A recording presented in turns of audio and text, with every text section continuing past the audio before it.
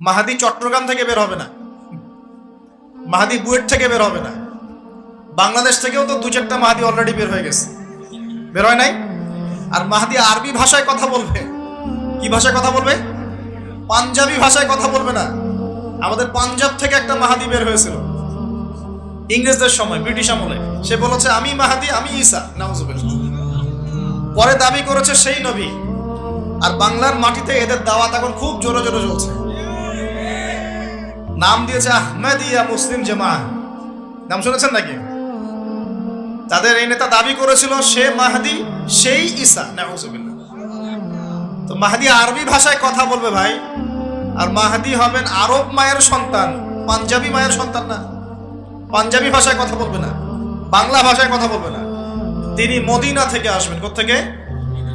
তিনি দায়িত্ব নিতে চাইবেন না, বরং পালিয়ে আসবেন মক্কায়। মানুষ তাকে জোর করে দায়িত্ব দিবে।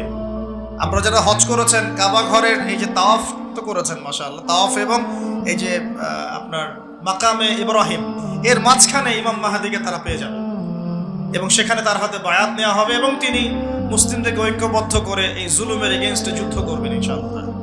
বিশ্ব এখন অনেক কিছু দেখা বাকি আছে, হতাশ হবেন না। বিশ্বে এখন অনেক কিছু ঘটা বাকি আছে।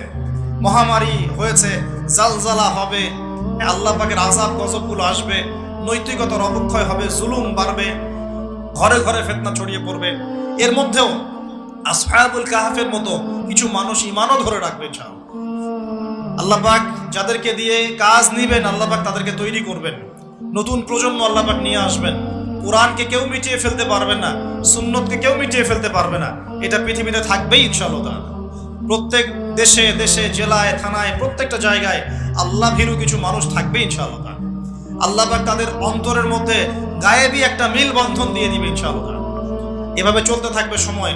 যখন ইমামুল মাহদি আসবেন, তখন বিশ্বে যুদ্ধ বিগ্রহ চলতে থাকবে, অনেক ব্যাপক যুদ্ধ চলতে থাকবে। তখন ইমামুল মাহদি মুসলিমদেরকে নিয়ে এই যে জালেম শক্তির বিরুদ্ধে যুদ্ধ করে ওই জায়গা স্বাধীন করবে ইনশাআল্লাহ। কিন্তু তারপরেও দাজ্জালকে হত্যা করা যাবে না। দাজ্জাল খুবই শক্তিশালী হবে এবং তার অনুসারীরা হবে প্রচন্ড শক্তিশালী। তখন আল্লাহ রাব্বুল আলামিন এই মিথ্যা মাসিহকে মেরে ফেলার জন্য আল্লাহ পাক আসমান থেকে সত্য মাসিহ ঈসা আলাইহিস সালামকে আবার পাঠাবেন। বলেন সুবহানাল্লাহ। আল্লাহ রাব্বুল আলামিন সূরা মাঈদার মধ্যে বলেছেন, তারা তাকে হত্যাও করে নাই, ক্রুশবিদ্ধও করে নাই, বাল রাফাআহু আল্লাহু ইলাইহি, বরং আল্লাহ পাক তাকে তার দিকে উঠিয়ে নিয়েছেন। সুবহানাল্লাহ। তিনি কোথায় আসবেন? তিনি সিরিয়াতে নামবেন। কোথায়? সিরিয়ায়। এই যে টার্কি এবং সিরিয়ার জায়গায় যেখানে ভূমিকম্প হলো, সবাই তুরস্ক নিয়ে অনেক বেশি ব্যস্ত, কিন্তু সিরিয়াতে কিন্তু অনেক ক্ষতি হয়েছে, এদিকে মানুষ দেখছে না। আর সিরিয়ার মানুষদের কি যে দুর্ভোগ, কি যে দুর্দশা, এটা দেখার জন্য শুধু আল্লাহই আছেন, আমরা কেউই নাই। এটা দেখার জন্য শুধু আল্লাহ আছেন, আর কেউ নাই পাশে। এই 12-14 বছরের যুদ্ধ বিগ্রহে যা হয়েছে সিরিয়ার অবস্থা, ওইটাকে খেলার মাঠ পেয়েছে পশ্চিমারা। এই মাঠের মধ্যে তুরস্কও ঢুকে গিয়েছিল, এটাও একটা শাস্তি হতে পারে। ন্যাটোর সাথে ঢুকে সেও এখানে হামলা চালিয়েছে, এটাও হতে পারে, আল্লাহ ভালো জানেন। সিরিয়ার মাসলুম শিশুদেরকে আকাশের নিচে রাত কাটাতে হয়, 3 দিনে একবার খাবার পায় তারা। একই অবস্থা ইয়েমেনেও আছে। ইয়েমেনে যে বলা হয় যে 5 থেকে 6 লক্ষ মানুষ মারা গেছে বিগত গৃহযুদ্ধে 2010 সাল থেকে। আর সেখানে যতজন মানুষ মারা গেছে তার মধ্যে 60% হচ্ছে বাচ্চা। তো এই বাচ্চাদের কি দোষ ছিল?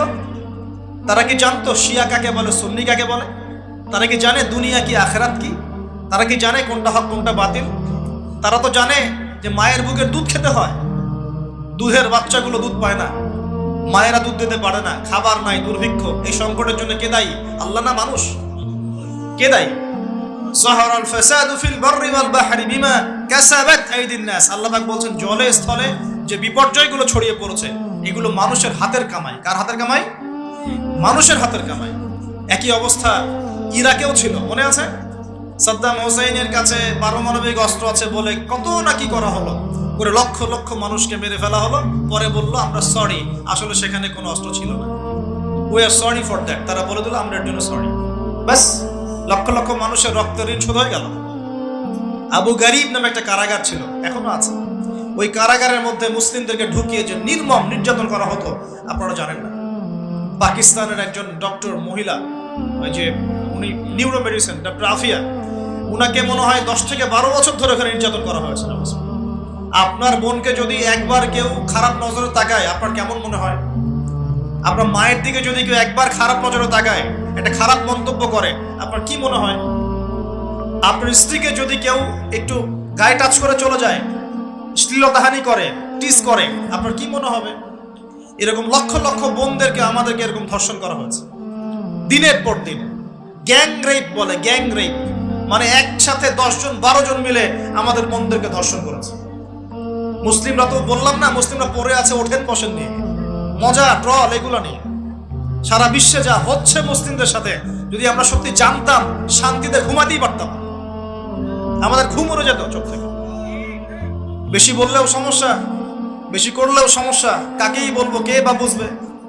দেখা যায় এমন অনেক সময় হয়েছে, অনেক ভালো ভালো নেতা সমাজে এসেছে, আসার পরে জনগণকে বুঝিয়েছে, জনগণ বলেছে ঠিক আমরা তোমার সাথে আছি। যেই সেই নেতার উপর কোনো বিপদ এসেছে, জনগণ নাই, কাকে নিয়ে কি করবে না, কার সামনেই বা কি বলবো?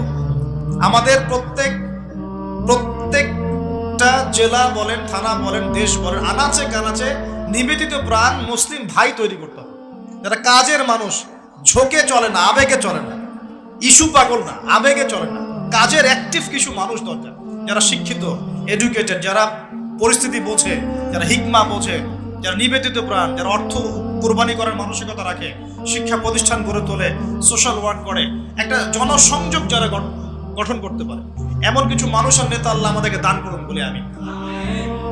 এভাবে একদিনের মাহফিল বলেন আর ওই ইস্যু পাগল কোন ইস্যু নিয়ে লাফালাফি করে উম্মার বিজয় হবে না। আমাদের সবাইকে যার যার জায়গা থেকে কনস্ট্রাকটিভ কাজ করতে হবে, সবাইকে এফোর্ট দিতে হবে। শুধু একজন দায়ীর দায়িত্ব না, একজন আলেমের দায়িত্ব না, আপনারও দায়িত্ব আছে। তো আপনার দায়িত্বটা আপনি ঠিকমতো পালন করেন না কেন? নামাজ আপনার দায়িত্ব, কোরআন তেলাওয়াত করা শেখা আপনার দায়িত্ব, দিনের জ্ঞান শেখা আপনার দায়িত্ব, জ্ঞান প্রচার করা আপনার দায়িত্ব, আদর্শ পরিবারটা গড়া আপনার দায়িত্ব, হালাল খাওয়া আপনার দায়িত্ব, উম্মাকে নিয়ে ফিকির করা তো আপনার দায়িত্ব। উম্মা কি শুধু আমার, আপনার নয়? উম্মা কি শুধু আলেমদের, আপনাদের নয়? তাহলে আমরা কি সবাই শুধু কয়েকজন মানুষের ঘাড়ে দায়িত্ব চাপিয়ে দিয়ে চলে যাব? এই সমস্যা হচ্ছে আমাদের সমাজে। বিশ্বাস করেন, যদি সবাই একসাথে ঐক্যবদ্ধভাবে ঈমান ধরে রাখতে পারতাম, কোনোদিনও কোনো জালেমের সামনে আমাদেরকে মাথা নত করতে হতো। আমাদের মধ্যে ঐক্য নাই। তো বাস্তবতা হচ্ছে এটা, আমাদের মধ্যে কোনো ঐক্য নাই। যেটা আছে সেটা প্রয়োজনের তুলনায় নিতান্তই অল্প। এক ভাইকে মারলে আরেক ভাই মিষ্টি বিতরণ করে, একজনের উপর জুলুম আসলে আরেকজন খুশি হয়, মিলাদ দেয়। একজনকে সামান্য একটা ইস্যু থাকার না থাক, ইস্যু থাকলে তো কথাই নাই, না থাকলেও জোর করে টেনে বের করবে, করার পরে সারা দেশে একদম মান সম্মান হানি না করলে ঘুম হয় না। এই হলো অবস্থা আমাদের। তো এরা কি মনে করছে যে বিপদ আপদ শুধু এক শ্রেণীর মানুষের উপরেই আসবে? জি না। যখন আল্লাহ পাকের আযাব আসে, দেখলেন না, আল্লাহর যখন আযাব আসে তখন ভালো খারাপ কাউকে আল্লাহ পাক ছাড়বে না, সবগুলোকে ধ্বংস করবে। আল্লাহ পাক সূরা কোরআনেও বলেছেন, ওয়াত্তাকু ফিতনাতান লা তুসিবান্নাল্লাযীনা যালামু মিনকুম খাসসা। তোমরা সেই ফিতনাকে ভয় করো, আল্লাহর সেই পরীক্ষাকে ভয় করো, যা শুধু জালেমদের উপর খাস করে আসবে না, সবার উপরে আসবে। যদি আসমানি গজব, জমিনের বালা আসে, শুধুমাত্র খারাপ ব্যক্তিদেরকে দেখে আসবে না, বরং সবার উপরেই চলে আসবে। আল্লাহ পাক আমাদেরকে বোঝার তৌফিক দান করুন। নবী সাল্লাল্লাহু আলাইহি ওয়াসাল্লাম একদিন ঘুম থেকে উঠে বলছেন, লা ইলাহা ইল্লাল্লাহ, লা ইলাহা ইল্লাল্লাহ, ওয়াইলুল লিল আরাব মিন শাররি ক্বাদ ইখতারাব।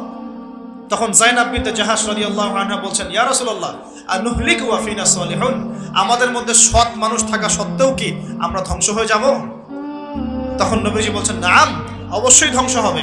ইযা কাসরাতিল খাবাস, যখন অশ্লীলতা ছড়িয়ে পড়বে তখন আলেম জালেম সব ধ্বংস হয়ে যাবে। আল্লাহ পাক আমাদের সবাইকে হেফাজত করুন বলি আমিন। সামাজিক প্রতিরোধ করে তোলেন, অন্যায়ের বিরুদ্ধে প্রতিবাদ করা শিখেন, সৎ কাজে আদেশ করেন, অন্যায় কাজে নিষেধ করেন, নিজের ব্যক্তিত্ব বজায় রাখেন, ইসলামকে হাসি ঠাট্টার পাত্র বানাবেন না, যার যার দায়িত্ব তার তার জায়গা থেকে পালন করেন। আপোষের মধ্যে অনেক রকম মতভেদ থাকতে পারে, সমস্ত মতভেদ ভুলেও আমরা এক জাতি ইনশাআল্লাহ। সমস্ত মতভেদ ভুলে আমরা এক জাতি ইনশাআল্লাহ। মনে করেন আমি সঠিক বিষয়ের উপর ছিলাম, সঠিক বিষয় থাকার পরেও মানুষ আমাকে খুব গালিগালাজ করলো, তারপরেও যারা আমাকে গালিগালাজ করেছে উম্মার ঐক্যের স্বার্থে তাদের সাথে বসতেও রাজি আছি। এরকম মানসিকতা থাকতে হবে। উম্মার ঐক্যের স্বার্থে, উম্মার কল্যাণের স্বার্থে যে আপনাকে থাপ্পড় দিয়েছে ওর সাথেও চলতে হবে আপনাকে। কারণ উম্মা সবচেয়ে বড় বিষয়, আমার ব্যক্তির স্বার্থ বড় বিষয় না। কখনো কখনো বৃহত্তর স্বার্থে ক্ষুদ্রতর স্বার্থ বিসর্জন দিতে হয়। প্রিয় ভাইরা, এটা দাজ্জালীয় একটা সভ্যতার যুগ চলছে এখন। এই ফিতনাগুলো সব ঘরে ঘরে। এখন এখান থেকে যুবক ভাইদেরকে একটু বোঝাই, প্লিজ আমার দিকে দেখেন। দাজ্জাল খুব ভালো করেই জানে যে তার এই বিশ্ব শাসনের পথে বাধা হচ্ছে মুসলিমরা। কারা? আর সে খুব ভালো করেই জানে মুসলিমদের মধ্যে সবচেয়ে বেশি বাধা হচ্ছে যুব সমাজ। যদি যুব সমাজ আল্লাহর ঈমান এবং রাসূল সাল্লাল্লাহু আলাইহি ওয়াসাল্লামের আমল এই দুটোকে নিয়ে যদি তারা পথ চলতে পারে, তাহলে তাদেরকে প্রতিহত করা এত সহজ নয়। এটা কিন্তু দাজ্জাল খুব ভালো করে জানে, ঠিক এই, এবং তার অনুসারীরাও খুব ভালো করে জানে। এই কারণেই যুবকদেরকে আল্লাহর রাস্তা থেকে সরিয়ে ফেলার জন্য দাজ্জাল এবং তার অনুসারীরা কিছু ফাঁদ দিয়েছে আপনাকে, ট্র্যাপ। যুবক ভাই একটু ভালো করে শোনেন। প্রথম ট্র্যাপটা আপনাকে দিয়েছে, আপনাকে দুনিয়াতে আসার যে জীবনের লক্ষ্য উদ্দেশ্য, আল্লাহর ইবাদত করা, আল্লাহর দ্বীন প্রতিষ্ঠা করা, জান্নাতে যাওয়া, এখান থেকে সরিয়ে দিয়ে দুনিয়ার প্রতি মহব্বত দিয়ে দিয়েছে আপনার ভিতর। দুনিয়া আসক্তি আপনার মধ্যে দিয়ে দিয়েছে। সারাদিন চিন্তা, একটা চাকরি, একটা ব্যবসা, একটা বাড়ি, একটা গাড়ি, একটা স্ট্যাটাস, অলওয়েজ এই ফিকির। এই ফিকিরটা, এটাকে আমরা ইংরেজিতে বলি ম্যাটেরিয়ালিজম বা বস্তুবাদিতা।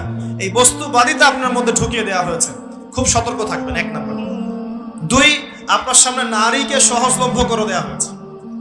মেয়ে নারী, এই নারী জাতিকে আপনার সামনে সহজলভ্য করে দেওয়া হয়েছে।